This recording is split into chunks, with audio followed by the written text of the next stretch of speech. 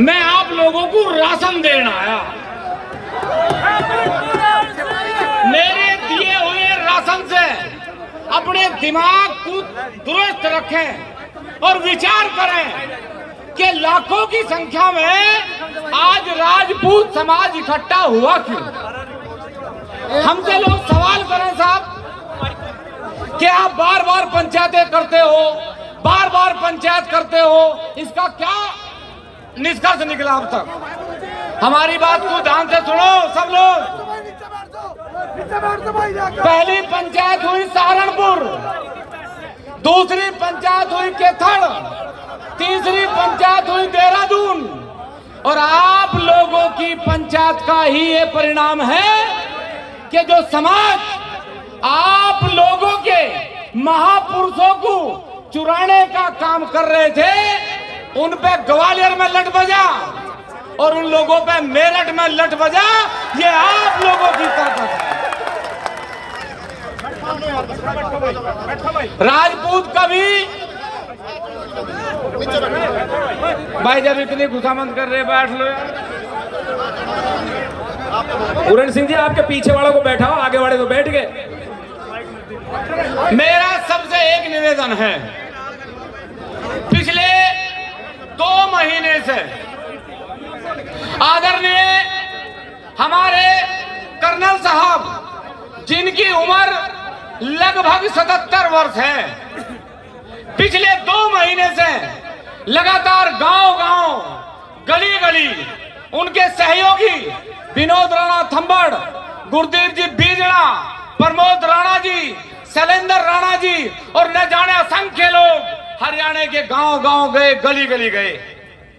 लेकिन आप लोगों की संख्या देख के कोई आज 1% भी थकावट इस बात की नहीं है कि हम लोगों ने कोई ऐसा काम करा जिसमें आप लोगों ने हमारा मान सम्मान नहीं रखा। यहाँ पुलिस के लोग बड़ी संख्या में हैं। हम पुलिस के लोगों को एक बात बता दें बहुत अच्छे तरीके से, राजपूत समाज निहत्तों पे वार नहीं करता।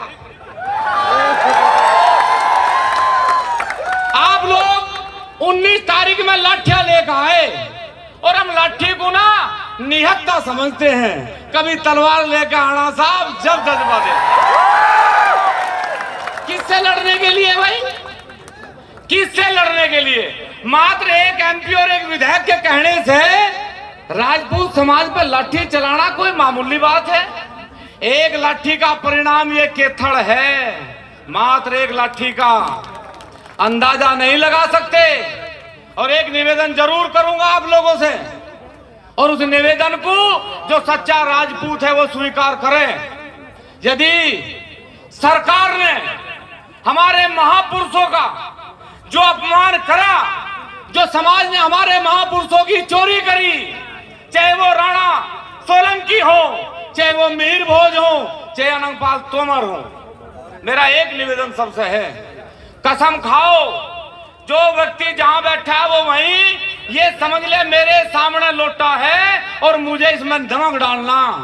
यदि ये महापुरुषों के सम्मान को भारतीय जनता पार्टी वापस नहीं करती, पूरे भारत में एक भी वोट बीजेपी को नहीं देंगे।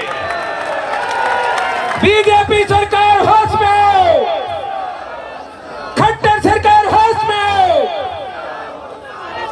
हमारे साथ मतलब हमारे साथ लड़ेंगे?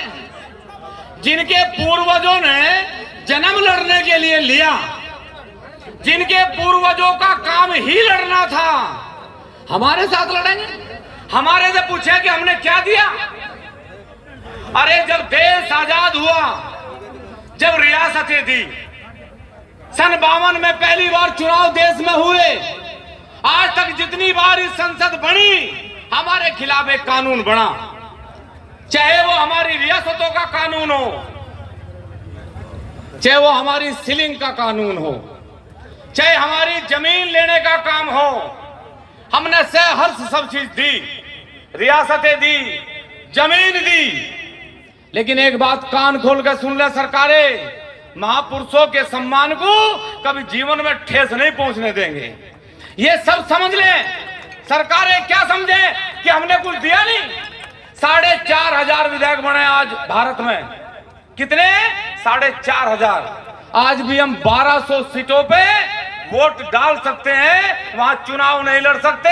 आज भी 1250 सीटों पे हम अन्य लोगों को वोट का दान करें और हमारे से पूछे हमने देश को क्या दिया। 800 सांसदों में 132 सांसदों पे सीटों पे हम चुनाव नहीं लड़ सकते, लेकिन फिर भी हम अपनी वोट दें और हमारे से पूछें कि हमने क्या दिया। आदरणीय बुजुर्गों और साथियों, मुझे 1% भी ये कहने में गुरेज नहीं कि जब भी हमने इस देश में सरकार बनाई तभी सरकारों ने हमारे खिलाफ कानून बनाया। मैं कर्नल साहब से एक गांव में कह रहा था कि हम पहले सुनक रहे थे शेर आया शेर आया, हमने तो चिमका पता नहीं कौन आया। बोला बार राजनाथ सिंह आया, वीके सिंह आया, मुझे बाद में पता लगा ये तो सारे सर्कस के शेर हैं भाई।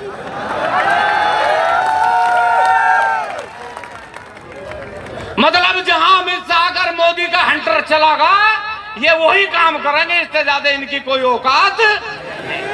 बीजेपी सरकार, आरएसएस, बीजेपी सरकार होश में आओ।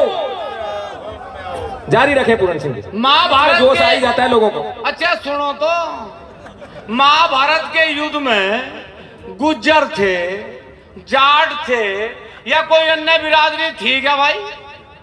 कमाल की बात है जब हम आपस में लड़के मर सके दूसरे को छोड़ देंगे क्या?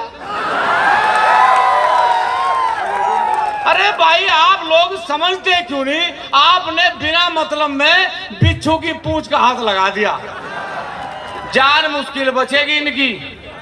आप लोगों से मेरा एक निवेदन है, आदरणीय कर्नल साहब मंच पे हैं और आप यकीन नहीं करने के इस गर्मी में 2 बार उनकी तबीयत बहुत डाउन हो चुकी, लेकिन फिर भी 77 साल की उम्र में आप लोगों की लड़ाई लड़ रहे, तो मैं समझता हूं इससे ज्यादा गुर्दा और किसी राजपूत में हो नहीं सकता। कर्नल साहब आगे बढ़ो, कर्नल साहब आगे बढ़ो, बीजेपी सरकार होश में आओ। अरे ये तो होश में आई पड़ी, तुम आ जाओ होश में। ना आएगी तो राजस्थान में ला देंगे। अच्छा सुनो तो, इसका भी कुछ होश में लाना आ गया। हम तो एक बात कहें भाई आप लोगों को, एक तो मेरा एक मलाल है, पिछले 10-15 साल तक बालक बनाने बंद कर दिए। मतलब एक हरियाणा का तो यो हाल हो गया, अब एक तो बालक अगर शुरू में लंबा हो गया तुरंत ऑपरेशन, और उसे ही भेज दे फिर अमेरिका, उसे ही भेज दे कनाडा, और फिर यहाँ पड़ोसियों से पूछता फिर हो जा 2 रोटी का जुगाड़ हो जाएगा भाई। अच्छा जब एक मेरी समझ में एक बात नहीं आई भाई, जिसके पास सेना होगी वो ही तो लड़ेगा ना। सेना आपने बनानी बंद कर दी और जोन सी बनाई थी वो अमेरिका भेज दी, तो मेरी समझ में नहीं आता यहाँ लड़ेगा कौन। एक तो जब तक सरकार यो जनसंख्या नियंत्रण का कानून लावे, जब तक तगड़े से होकर काम पे भी लगो। मतलब क्या भरोसा भाई ये कद कानून लिया है। तो एक तो इस पे ये हंसी मजाक की बात नहीं, ये जरूरी है भाई। बाजी बाजी के एक का की है भाई, आगे खत्म होगी कहानी। तो एक तो 5 बालकों से जो मेरे भाई हैं युवा, ये 5 तक हम कोई ना बढ़ावे भाई, इस बात का विशेष ध्यान सब रखें। और आप सब लोग बुद्धिजीवी हैं, मैं एक बात छोटी सी बताऊं, एक बार समझना गहराई से। एक बार वनों में आग लगी तो एक चिड़िया चूज में पानी ले जा के बार बार अग्नि पे गिर रही थी। एक बुगला बैठा था, बुगले ने कहा रे चिड़िया तू पागल होगी, तेरी चूंच के पानी से ये आग बुझ जाएगी। तो चिड़िया ने एक बहुत सुंदर जवाब दिया कि बुगले मुझे ये तो नहीं पता कि मेरी चूंच के पानी से ये आग बुझेगी नहीं बुझेगी, लेकिन जिस दिन इतिहास लिखा जाएगा मेरा नाम आग बुझाने में आओगा, लगाने में नहीं आवे। हमारे समाज के कुछ लोग हैं, खैर आज तो मुझे संतुष्टि है। मैंने एक पंचायत में कहा था कि 4 क्विंटल दूध को नींबू का चौथाई हिस्सा फाड़ दे। हमारे समाज में नींबू बहुत हैं भाई। अभी वो नींबू जब भी समाज कभी इकट्ठा होने का काम करे, जब भी जमने का काम करें वो तुरंत निचोड़ दें और समाज पट जा। आज तो नींबू फेंक दिया आपने उठा के बाहर। नहीं नहीं, नींबू हमने कोई नहीं छोड़ा भाई, अब सारे नींबू बाहर हैं, आज निखालिस दूध आ रहा। बस आप लोगों से मेरा एक निवेदन है, कर्नल साहब भी बोल लेंगे और भी बहुत वक्ता बोल लेंगे। अभी महिपाल सिंह मकराना जी ने आपको निमंत्रण दिया। मेरा एक निवेदन है, जो इस समाज के सच्चे योद्धा हैं, जो आप लोगों की लड़ाई लड़ रहे, उन्होंने कहा कि दूर है, हमारे से कोई चीज दूर नहीं है। अगर हमारे से कोई चीज दूर है तो हमारा मन दूर है। आप यहां से लेके पाकिस्तान तक, यहां से लेके चीन तक, जब भी राजपूत समाज पंचायत करेगा, ये समाज सबके साथ जागा। बस एक मेरा निवेदन है कि समाज के साथ बहुत छल हो चुका। मकराना जी ने भी कहा था अभी, भाई हमने एक कसम खाई थी जीवन में। सबको पता है उत्तर प्रदेश से बहुत बड़ी संख्या में लोग यहां हैं। मैं एक छोटे से किसान का बालक हूं। मेरे पिताजी पे 10 बीघा जमीन है और कोई आमदनी का स्रोत नहीं। जब मैं गांव में गया विनोद राणा थंबड़ जी कर्नल साहब के साथ, तो लोगों ने मुझे दूर से देख देख के मेरे गले में माला घेरी, स्वागत करा। तो मैंने सोची कि राजपूत छोटा और बड़ा नहीं देखता, सिर्फ ये देखता है कि उनके बीच में खड़ा होकर लड़ कौन रहा। मेरा सौभाग्य है साहब कि मुझे आप लोगों के लिए लड़ने का मौका मिला। रण नहीं जिनके जीवन में, वो बड़े अभागे होंगे, या तो प्रण को तोड़ा होगा या फिर रण से भागे होंगे। हम लोग रण से भागने वाले लोग नहीं हैं। मेरा निवेदन आप लोगों से है, जब भी कहीं क्षत्रिय महाकुंभ हो, मैं शुरू में एक बात कही थी कि एक कुंभ है केथड़ में। अभी भारत में कितने कुंभ भरे जा? 4, 3 बाकी हैं। और जब तक जड़ों को हला हला के फाड़ नहीं देंगे, जब तक कुंभ भरते रहेंगे। विनोद राणा थंबड़ जी के पास 4 राज्यों के 4 जिलों से ये निमंत्रण है कि अगला महाकुंभ हमारे यहां हो। हमें नहीं पता कि उनके पास किस किस के फोन है, किस किस ने उन्हें निमंत्रण दिया, लेकिन इस मंच के माध्यम से ये बात दावे के साथ कहेंगे कि एक कुंभ और हरियाणा में भरा जाएगा, और उसके बाद दूसरा कुंभ उत्तर प्रदेश में भरा जाएगा, और तीसरा कुंभ दिल्ली के लाल किले पे भरा जाएगा। ये पक्का 100% है। दिल्ली हमारी, भाइयों बहनों प्रधानमंत्री बना के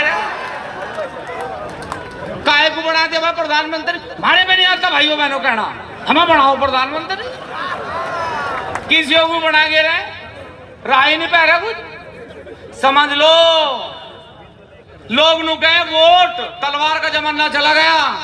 भाई तलवार का जमाना है, तलवार का जमाना था, और तलवार का जमाना हमेशा रहेगा।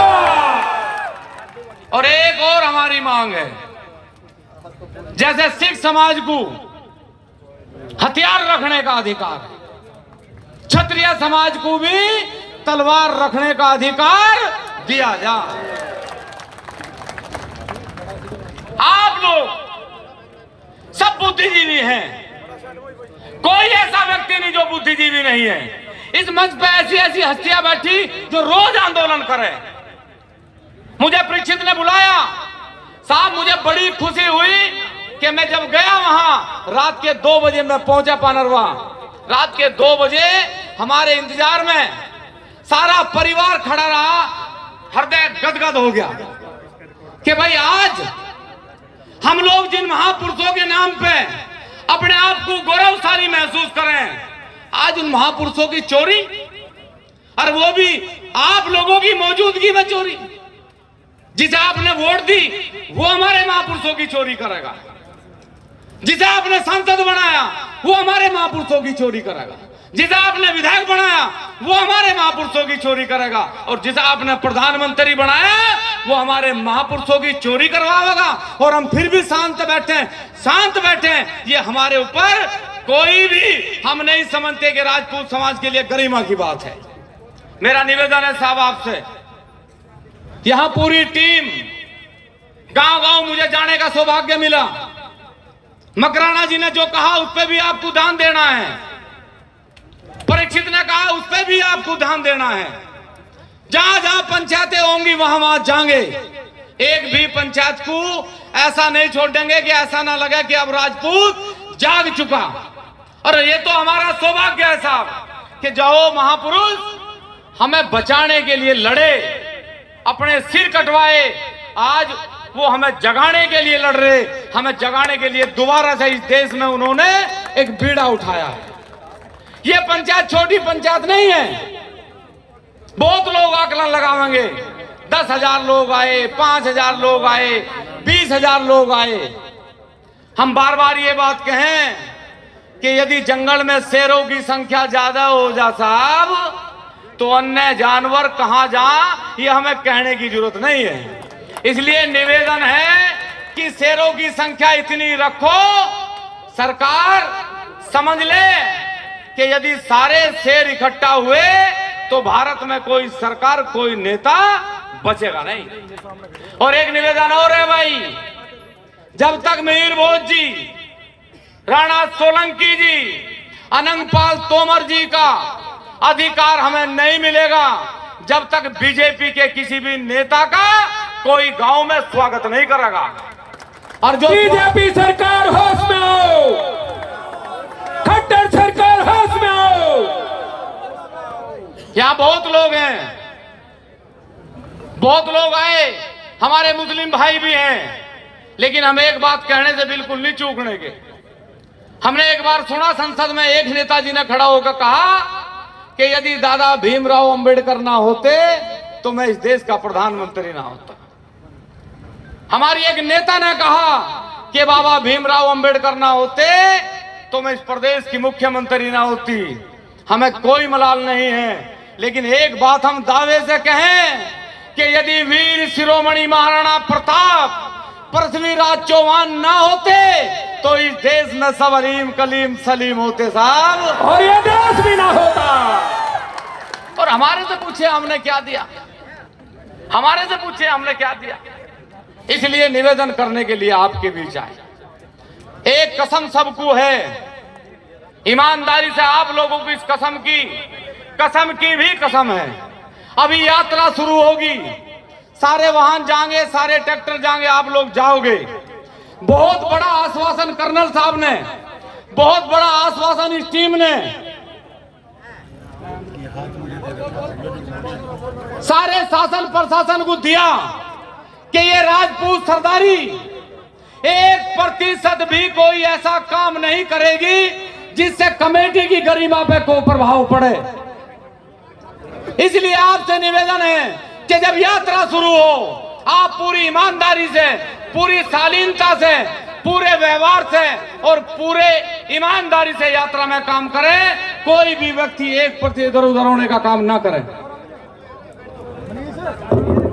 और आप सब लोग भली भांति जानते हैं, मेरा एक निवेदन सभी से है। हमारे उत्तर प्रदेश में एक गांव है रोणी हरजीपुर, हमने बाबा धीर सिंह पुंडीर जी की प्रतिमा वहां रखी थी। उस प्रतिमा को सरकार ने वहां से हटाने का काम करा। मेरा मकराना जी हैं, परीक्षित जी हैं, जो भी हमारे सम्मानित मंच पे हैं और ये अपार जनसमूह, मेरा निवेदन है कि बाबा धीर सिंह पुंडीर जी की प्रतिमा की तारीख भी हम लोग बहुत जल्दी रखेंगे। आप सब लोगों को उसमें आना है। बोलिए महाराजा धीर सिंह पुंडीर की, बोलिए धीर सिंह पुंडीर की। एक बात कह के मैं अपनी वाणी को विराम दूंगा कि एक फिल्म आई थी साहब शोले, उसमें एक आदमी ने कहा ये हाथ हमें दे दे ठाकुर।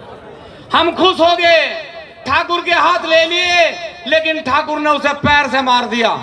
हम संतुष्ट थे, लेकिन अब इतने वर्षों के बाद एक नई फिल्म आई, एक नई जाति आई और हमारे से कहती है ये जात हमें दे दे ठाकुर। कोई अब समझ लेना, सब समझ लेना ये बात। अब ना जाति पे प्रहार होने देंगे, ना महापुरुषों पे प्रहार होने देंगे।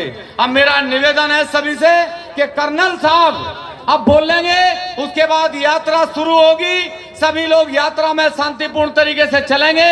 मेरा निवेदन है संचालक महोदय से कि वो कर्नल साहब को आवाज दें और कर्नल साहब बोलने के लिए आवे। मेरा सभी से निवेदन